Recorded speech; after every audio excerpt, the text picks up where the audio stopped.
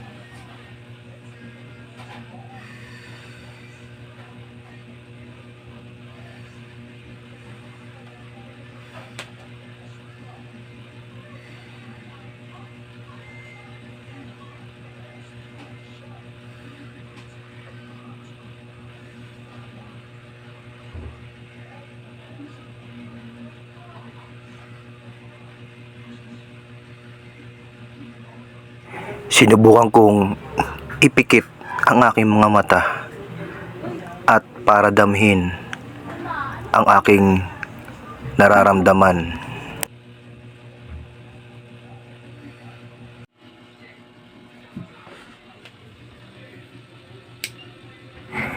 Ako ay gagamit ng tubig, kaya sinilip ko yung aming drum kung merong laman na tubig. At pagbukas ko ng takip, buti na lang kahit papano merong konting tubig.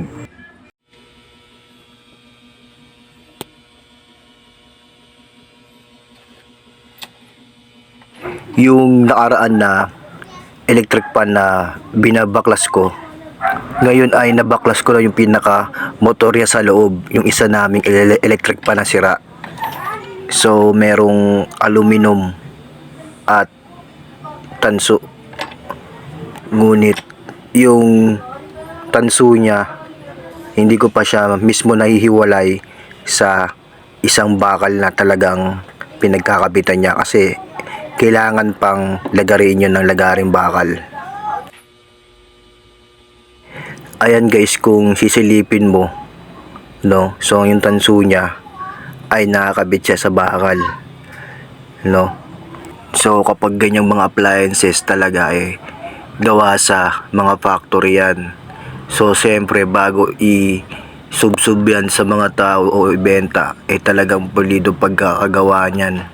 So yung ganyang motor ng electric pan, nakapag-try na akong magbaklasan dati ng manual na hindi gumagamit ng lagaring bakal. So kaso nga lang, talagang matrabaho yun at maproseso, at isa pa, talagang mananakit yung kamay mo kung hindi ka gagamit ng lagaring bakal.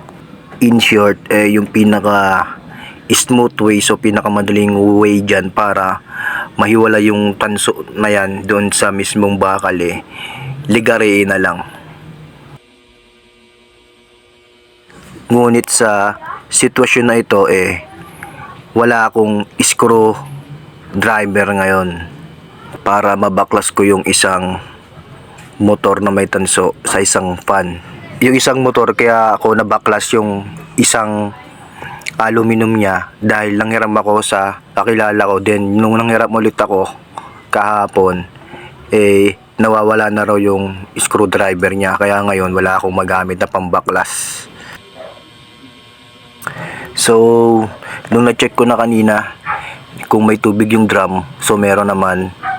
So bala ko sanang maglinis ng katawan, pero dahil napapagod pa ako, nagantay muna ako ng mga ilang oras.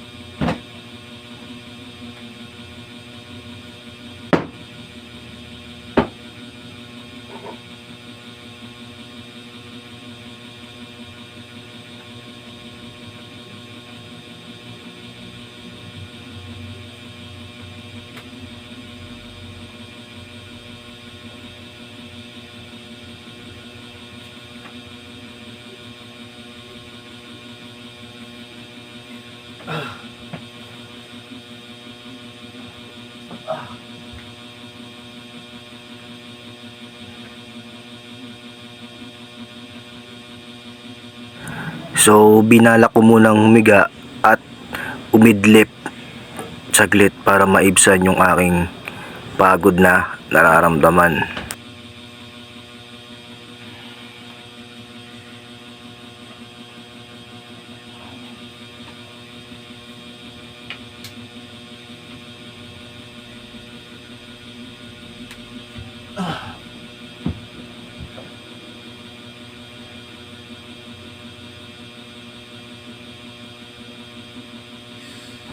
Alam mo ba, nung humiga ako sa aking higaan, talaga ang sarap ng pakiramdam.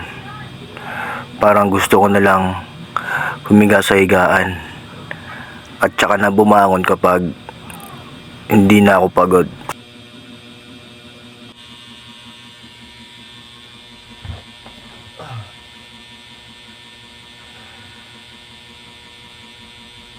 At lumipas na nga ang ilang oras, ayun, nakaidlip ako kahit papaano.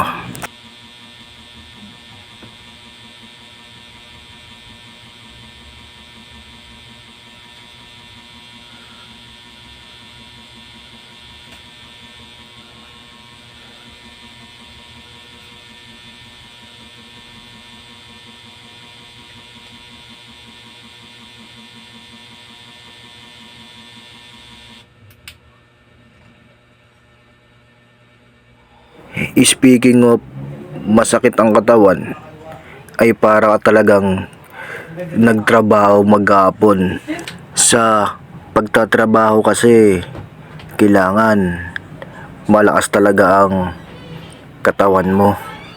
Kasi yung lakas na yon para yun sa trabahong ipinasok mo at para sa maghapong gagawin mo. Pero syempre, kung alam mong nanghihina ang katawan mo at mahina ang katawan mo, di huwag ka magtrabaho. Okay lang naman yun. Tsaka syempre, yung lakas na yun para yun sa pagtatrabaho rin sa araw-araw. 24/7. Mula paggising mo mula umaga hanggang sa ikaw ay makauwi ng tahanan. Tapos nun, yung iba mo pang gawain o responsibilidad sa buhay mo at sa buhay ng mga mahal mo sa buhay. Pag minsan galing ka sa work, tapos bigla kang inimbitahan ng tropa mo sa isang kasal o sa binyag ng kanilang mga anak, syempre pupunta ka dahil baka magtampo sila. Kapag ikaw ay hindi sumipot, sayang din naman kasi ang pagsasamahan nyo kapag kayo ay nagtampuan, di ba? Doon ay merong konting kainan, tagayan, inuman, kasiyahan, at pagtapos nun, uuwi ka na. Tapos doon, makakarating ka sa bahay nyo tanghali na. Tsaka ka palang matutulog nun dahil nga night shift ka. Ang laban mo dun, kapag nakatulog ka, okay. Kapag hindi, okay pa rin. Ganon pa rin ang ending nun. Papasok ka pa rin sa work nyo. Wala namang nababalitaan na kapag wala kang tulog, mamamatay ka. Meron kasi tayong tinatawag na body clock. At ang body clock natin ay talaga namang paiba-iba. Minsan talaga ay kusa kang hindi makakatulog nang hindi mo alam kung bakit. Kahit kanina ka pa gising. At meron naman kahit kanina at mahaba na tulog mo ay antok na antok ka pa rin. Minsan naman ay biglaan o kusa ka nang aantukin. Minsan sa bahay hindi ka makatulog, tapos pa nagtrabaho ka, antong ka na sa trabaho mo, antok na antok ka naman. Tapos sa bahay mo kumpleto yung tulog mo, pagdating sa trabaho antok na antok ka pa rin. Fuck that feelings, pero wala akong magagawa. Kaya bahala na, katawan na magtatakda kung anong oras niya gusto magpahinga. Tapos minsan pa nga, pag nakainom, wala akong pake, papasok pa rin ako ng lasing. No choice kasi pumasok, lalo na kung pamilyado. Dahil ako ang lalaki, ako ang kakayod. Si babae naman ay nasa bahay lang, nagbabantay ng anak. Pero minsan, hindi rin maiwasan na magtrabaho ang babae. Lalo na kung kinakapos sa panggasto sa bahay. Pero nangyayari lang yung magtatrabaho parehas, yung babae at lalaki kung magkakasundo yung mag-asawa. Yung magbabantay sa anak, nako, walang problema kung may magbabantay naman. Papasok ka sa trabaho, 15 days bago makasahod. Makakautang ka muna pang gastos. Pag sahod ka na, tsaka mo palang mababayaran yung mga utang mo sa mga tao at sa mga tindahan. Kung may matira man sa sinahod mo, swerte, may gagastusin pa. Pero kung walang natira, utang ka na lang ulit. Kaso yung ibang utang, hindi na nababayaran. Kaya yung iba ay hindi na nagpapaulit. Yung iba, mas malaki pa yung utang kaysa sa sahod. Kaya naman yung kinikita o sinisweldo, naku, pambayad lang din ng utang. Pero minsan talaga, kailangan talagang umutang. Dahil kung talagang walang-wala ka, utang ka talaga. Kung di ka naman makakautang, hindi ka kakain. Kung di ka kakain, mamatay ka na lang. Ito yung cycle ng mundo Uutang, bayad. Tapos uutang, magtatrabaho. Tapos pagkasweldo, magbabayad. Tapos nun, paulit-ulit lang. Yun na yun.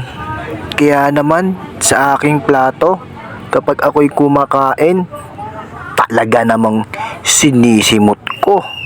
Walang butil na tira. Dahil bago mapunta sa mesa ang kanin, ay pinaghihirapan muna yun nila. Ganun ako. Yung sa'yo, hindi ko alam. Kaya nga ako, hindi na ako nagbibrief. At wala na rin akong binibiling brief. Kasi napagdesisyonan ko na hindi na rin ako magsusuot ng brief para tipid-tipid. Tsaka para mas maalawan sa pakiramdam. Kapag may suot kasi akong brief, nako, talagang mainit at nakakairita. Kaya naisipan ko na lang na di na magsuot ng brief kahit kailan. Pero napakaganda rin ang advantage kapag lalabas ka ng bahay mo tapos wala kang suot na brief. Kasi ang advantage nun presko sa pakiramdam, tapos kada galaw mo suabe. Kapag nasa labas ka tapos wala kang suot na brief, nako, kapag humangin ng napakalakas, yung hangin papasok sa loob ng iyong short at ramdam na ramdam mo yung hangin na dumadampi sa loob ng iyong short. Basta magsuot ka lang ng short na matibay at hindi madaling mapunit. Dahil mamaya, kada kilos mo, mabutas yung short mo o mapunit. Di lumayla yung kasoy dyan. Di nakita si Twinkle Bell, si Tweety Bird. Tulad ngayon, andito ko sa labas malapit sa kalsada. Hating gabi niyan, habang nagpapahangin, nakabidyo ko. Isinabay ko na kasi para mas presko ang aking pakiramdam. So sa sitwasyon ko na yan, wala rin akong sinuot na brief. So habang lumalakas yung hangin sa sitwasyon na yan, ramdam na ramdam ko yung presko na pumapasok na hangin sa akin.